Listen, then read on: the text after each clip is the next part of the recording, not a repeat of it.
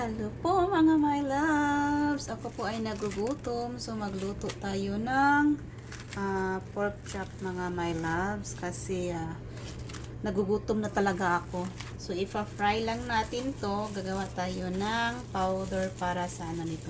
So minarinate ko na to kanina lang. So maghanda lang tayo ng powder para nito mga my loves, no. So, ito po ang ating powder, mga my loves. So, ito po ay 2 cups of flour and 2 cups of cornstarch, mga my love. I-mix lang natin to ng maigi. So, dahil medyo marami yung ginawa natin na ganito, so, kukunin ko, nagkamali ako. Okay lang. So, yan.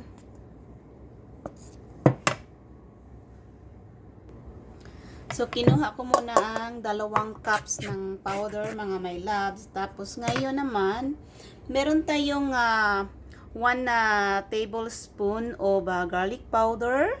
Meron tayong 1½ teaspoon of black pepper. So, meron tayong 2 teaspoon of 5 spices 5 spices powder, 5 spice powder, and meron tayong ginisa mix powder na ilalagay, tapos imimix lang natin to dito mga my loves.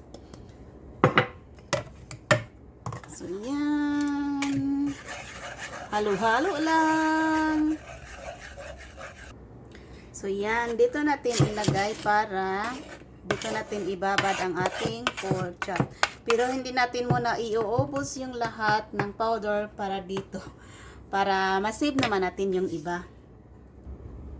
So, ngayon, mga my loves, ibabad na natin to sa powder. Actually, ang gusto ko po sanang iluto ay crispy chicken. Pero, wala akong chicken breast. At saka, tinamad akong lalabas ng bahay kasi nga, sobrang ginaw po dito sa amin ngayon. So, ayaw ko pong lumabas. Kaya, ito na lang pork chop ang ating iluluto, no, mga my loves. So, yan. So, kailangan naka-coated talaga ng maayos lahat-lahat. So, bukas, kung hindi masyadong maginaw, gagawa tayo ng crispy chicken, mga my loves. Tapos, i-rest lang natin to saglit. So, ito na mga my love, natapos na natin nalagyan ng powder ang ating pork chop.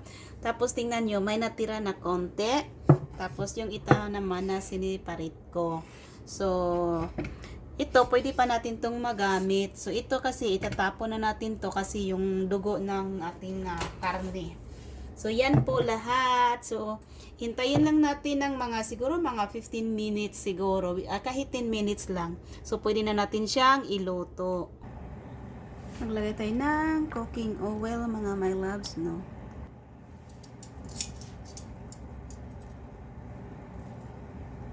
Mainit na po ang ating oil.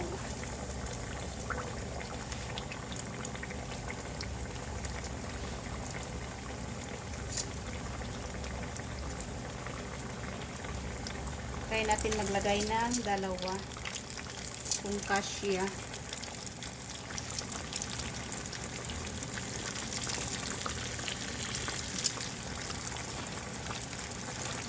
Yan. Ang bango, mga my love, sa ating pork chop. So actually first time kong gumawa nito, di ba? Nasabi ko na. So itong powder na ginawa ko supposed to be para to sa ating crispy chicken.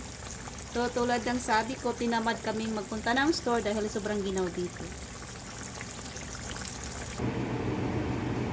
So, ito na mga my loves. Ready na po ang ating pork chop. Ang ating crispy pork chop, mga my loves. Yum, yum, yum. Kakain na po tayo, mga my loves, sa ating crispy pork chop. Sarap po, mga my loves.